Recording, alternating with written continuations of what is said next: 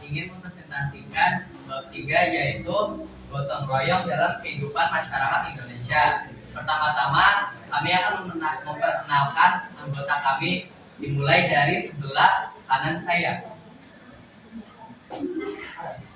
Nama saya Chandra. Perkenalkan, nama saya Tendi. Nama saya Khalid Fadia. Saya Imam Ali Syabana. Saya Nomi Andi. Saya Daryani. Saya Nah, materi yang pertama akan dibacakan oleh Saudari Halimah. Kerjasama dalam bergotong royong. 1. Hakikat kerjasama dalam bergotong royong di masyarakat. Menurut KBBI, kerjasama adalah kegiatan atau usaha yang dilakukan oleh beberapa orang untuk mencapai tujuan bersama. Kerjasama bisa dilakukan oleh 2 orang teman, 1 kelompok, 1 keluarga, 1 warga lingkungan, atau bahkan masyarakat dan pemerintah. Dengan bekerja sama, pekerjaan jadi terasa jauh lebih ringan karena dibagi-bagi. Misalnya, waktu warga bersihin lingkungan, kalau dikerjain sendiri kan pasti capek. Tapi kalau dikerjain bareng-bareng, pekerjaan jadi cepat selesai dan hasilnya pun rapi. Contoh lainnya kayak bikin pos roda, bersihin selokan, atau waktu kita kerjain tugas kelompok. Ini semua membuktikan bahwa bekerja sama bisa bikin tujuan kita cepat tercapai karena setiap orang punya perannya masing-masing. Jadi intinya kerjasama bukan cuma kumpul atau bareng-bareng saja, tetapi bekerja bersama dengan tujuan yang sama dan saling membantu agar hasilnya pun maksimal. 2. Jenis-jenis kerjasama. A. Kerjasama spontan. Kerjasama spontan adalah kerjasama yang muncul tiba-tiba tanpa direncanain sebelumnya. Orang-orang ikut membantu karena ada rasa peduli, simpati, dan ingin membantu tanpa disuruh atau diminta. Biasanya terjadi saat ada keadaan darurat atau situasi yang sangat membutuhkan bantuan cepat. Contohnya, saat ada tetangga yang mengalami kebanjiran dan warga ikut membantu mengangkat barang-barang, bersihin lantainya tanpa disuruh. Kerjasama ini muncul dari hati karena simpati dan rasa kemanusiaan. Dan kerjasama langsung. Kerjasama langsung terjadi apabila ada arahan atau perintah dari orang yang lebih tinggi jabatannya, orang yang berwenang.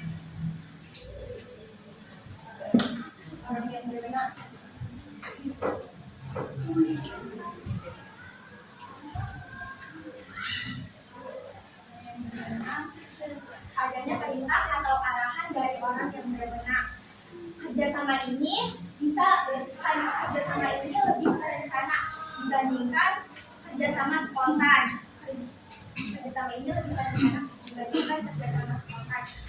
Contohnya, saat ada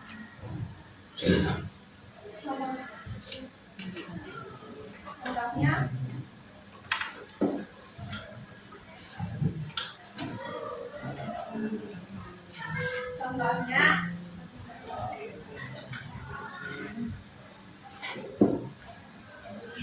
kerjasama kontrak. Kerjasama kontrak adalah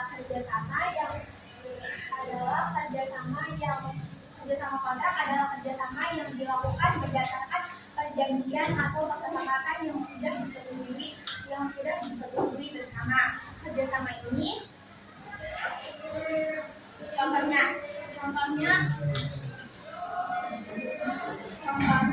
dua organisasi sepakat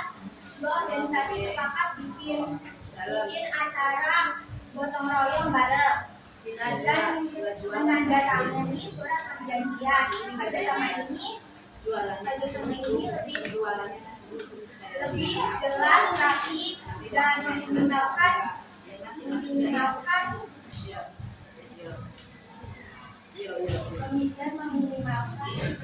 meminimalisir salah paham. Dan kerjasama tradisional. Kerjasama tradisional adalah kerjasama yang sudah menjadi kebiasaan turun temurun masyarakat. Kerjasama ini contohnya panen padi di desa. Selanjutnya akan dijelaskan oleh saudari Atika Chelsea. Nah, selanjutnya ke bagian B, yaitu pentingnya kerjasama dalam kehidupan bermasyarakat dapat tercermin dari manfaat berikut ini. Yang pertama,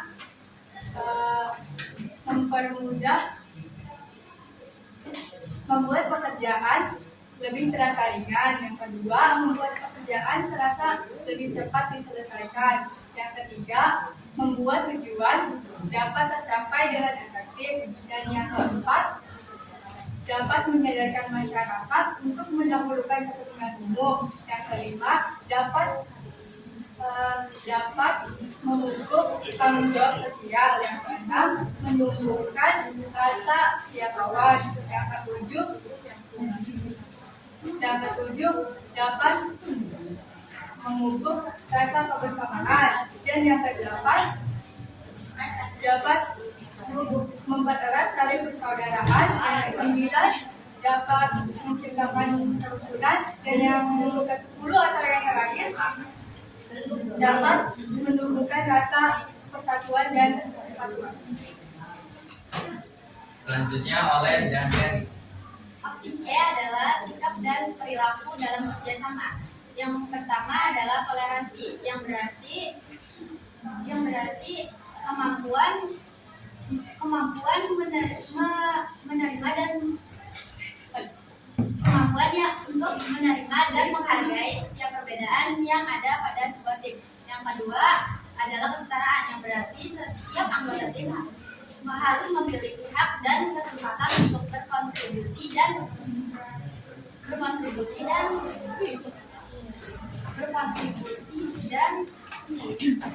didengarkan, terlepas dari jabatan dan latar belakang mereka. Yang ketiga adalah saling pengertian. Saling pengertian yaitu setiap anggota tim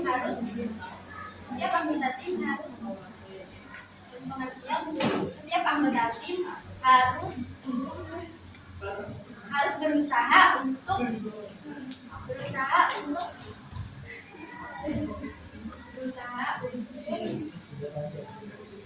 untuk memahami pandangan dan kebutuhan sesama.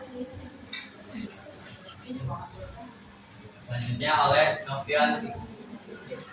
Pengertian gotong royong dalam kehidupan masyarakat Indonesia. Yang pertama, hakikat gotong royong. Pengertian gotong royong. Gotong royong adalah tradisi masyarakat Indonesia yang mencerminkan nilai sosial. Yang kedua, nilai-nilai gotong royong. Tolong menolong. Intinya, tolong menolong tidak hanya berbentuk bantuan fisik, tetapi juga bisa dari dukungan moral dan emosional. Yang B, kebersamaan. Mendahulukan kepentingan bersama di atas pribadi, lalu diwujudkan melalui kerjasama dalam berbagai kegiatan. Memperkuat efisiensi sekaligus ikatan sosial. Yang C, persatuan. Yang C adalah berkorban. Memberikan tenaga, waktu, pikiran, ataupun memberikan materi demi kebaikan bersama. Lalu menempatkan kebutuhan kelompok di atas pribadi. Opsi C adalah ancaman terhadap gotong royong. Yang pertama adalah pola hidup praktis dan instan. Masyarakat lebih memilih cara cepat dan efisien dengan teknologi, sehingga gotong royong menjadi lebih sedikit. Selanjutnya akan dibacakan oleh saudara Trendy. Yang kedua, sikap individualisme itu sikap yang mengatakan kemandirian dan kebebasan individu yang dapat mengancam tanggung jawab terhadap pelaku mereka. Yang ketiga, egoisme yaitu sikap yang mementingkan kepentingan individu dibandingkan kepentingan umum yang dapat mengancam semangat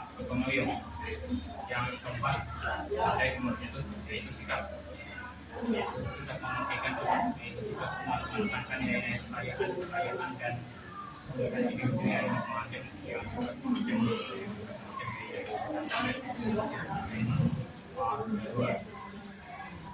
harus kualitaskan ini yang bertentangan dengan yaitu seperti individualisme dan humanisme dan semacam gotong royong. Selanjutnya adalah D. Melestarikan gotong royong. Yang pertama, dalam pendidikan dan sosiologi tentang pentingnya gotong royong, yaitu dengan menanamkan pemahaman tentang pentingnya gotong royong sejak dini melalui sekolah dan keluarga. Kedua, yaitu peran lembaga dan masyarakat. Hal yang dapat mendorong kegiatan gotong royong adalah yaitu melakukan kerja bakti, kegiatan sosial, dan pemberdayaan masyarakat. 3. Diintegrasikan dalam kehidupan ini. Diintegrasikan dalam kehidupan sehari-hari. Diintegrasikan dalam kehidupan sehari-hari. Gotong royong diintegrasikan dalam kehidupan ini bisa dilakukan melalui kegiatan kecil seperti pengertian meniaga dan kebersihan lingkungan atau berpartisipasi. Nah, selanjutnya kita ke bagian sesi tanya jawab. Silakan, apakah ada yang mau berpendapat atau bertanya? Boleh. Kelompok ini. Saya ingin bertanya, saya Muhammad Bagas dari kelompok 4 dan saya ingin menanyakan bahwa tadi ada yang menjelaskan teknologi itu bisa mengancam gotong royong.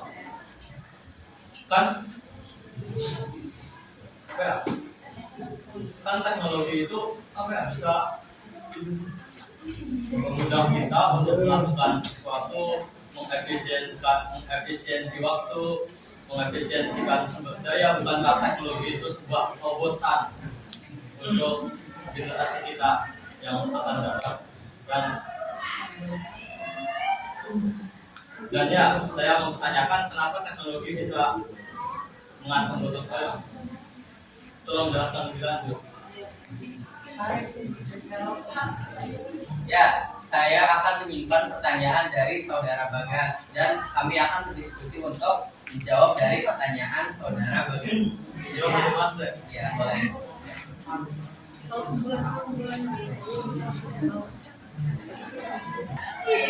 Oke.